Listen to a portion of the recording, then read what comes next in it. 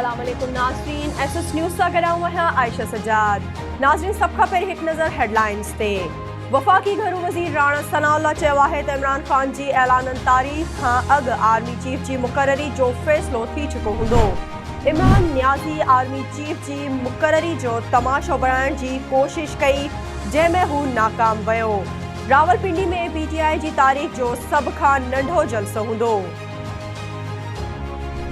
पाकिस्तान तहरीक इंसाफ इस्लामाबाद इंतज़ामिया खां 26 नवंबर ते फैज़ाबाद रावलपिंडी में जलसे ऐं धरणे लाइ पहुचण जी इजाज़त तलब करे वरिती।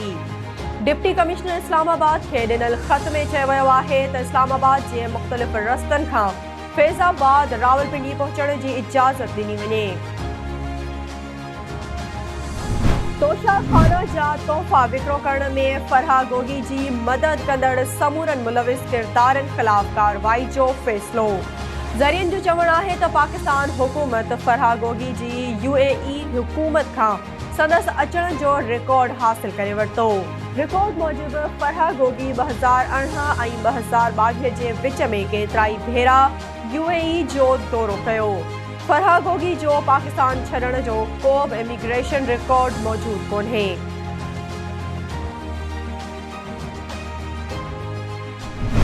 सिंध हाई कोर्ट परवीन रहमान क़त्ल केस जे जवाबदारनि जी सज़ा कलअदम करार ॾेई छॾी। खेनि आज़ाद करण जो हुकुम। अदालत जवाबदारनि जी सज़ाउनि ख़िलाफ़ अपीलूं मंज़ूर कंदे संदन सज़ा खे कलअदम करार ॾेई छॾियो। औरंगी पायलट प्रोजेक्ट जी सरबराह परवीन रहमान खे 2013 में क़त्ल कयो वियो हो ऐं उन केस में नामज़द जवाबदारनि खे दिसंबर 2021 में दहशतगर्दी जे अंत वारी अदालत ॿ भेरा उमिरि कैद जी सज़ा ॿुधाई हुई। ईरान में एहतजाजी तहरीक सां यकजहती जो इज़हार करण ते ॿिनि मशहूर अदाकाराउनि खे गिरफ़्तार कयो वियो। ईरान में जारी एहतजाजी तहरीक में अदाकारा बेंगामा गाज़ियानी ऐं कतायूं रियाही खे अवामी हंधनि ते हिजाब लाहिण ते गिरफ़्तार कयो वियो।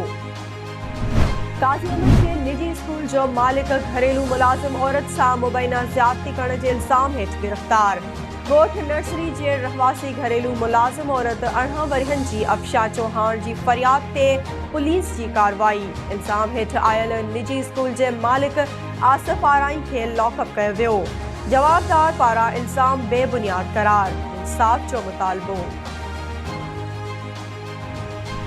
थारूशाह भरिसां मुबैना तौर खुर दौरान मुज़ाहिमत ते हथियारबंदनि गोली हणी नौजवान खे क़त्ल करे छॾियो। नौजवान जी सुञाणप ॻोठ हाफ़िज़ याकूब तुनियो वासी ज़ाहिद तुनियो तौर थी। इंग्लैंड जे ऑलराउंडर केटन जेनिंग्स पाकिस्तान जे दौरे सबबि इंग्लैंड जी यूनिवर्सिटी ऑफ मैनचेस्टर में थींदड़ ग्रेजुएशन तक़रीब छॾे ॾिनी। केटन जेनिंग्स पाकिस्तान जे दौरे लाइ इंग्लैंड जी टेस्ट स्क्वाड में शामिल। संदसि ग्रेजुएशन तक़रीब कराची टेस्ट खां हिकु ॾींहुं अॻु 16 दिसंबर ते थींदी। इंग्लिश क्रिकेटर केटन जेनिंग्स चयो आहे त हमेशह गाउन पाए ग्रेजुएशन जी यादगार तस्वीर कढाइण जो वॾो शौक़ु हुयो। मूंखे इहे जज़्बा महसूसु करणा हुआ, पर हाणे ईअं न थी सघंदो, छो त मूं ग्रेजुएशन बदिरां इंग्लैंड टेस्ट सीरीज़ जे जर्सी खे तरजीह ॾिनी आहे। नाज़रीन, इहे हुयूं हिन वक़्त ताईं जूं हेडलाइंस। वधीक तफ़सीली ख़बरूं असांजे YouTube चैनल ते ॾिसंदा। असांजे YouTube चैनल खे लाइक ऐं सब्सक्राइब करणु न विसारींदा।